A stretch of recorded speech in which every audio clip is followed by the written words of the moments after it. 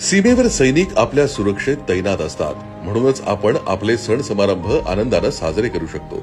त्यामुळेच आदरणीय पंतप्रधान मोदीजी प्रत्येक दिवाळी साजरी करतात आपल्या सैनिकांसोबत। त्यांनी सुरू केलेली ही परंपरा ते अविरतपणे पाळतात। आपल्या सैनिकांना अधिकाधिक बळ मिळावं म्हणून मोदीजी सतत प्रयत्नरत असतात आणि त्याचाच एक भाग म्हणून त्यांनी सैन्याला स्वदेशी शस्त्रास्त्रांनी सज्ज करायला सुरुवात केली।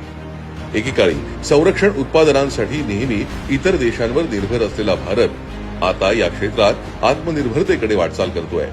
आपल्या सैनिकांना तर पुरवठा करतोच, पण संरक्षण आयुधांची विक्रमी निर्यातही करतोय। मेक इन इंडिया आणि आत्मनिर्भर भारत यासारख्या योजनांमुळे भारतात होणाऱ्या संरक्षण क्षेत्रातील रिसर्च अँड डेव्हलपमेंटवर आता जगाचा विश्वास आहे।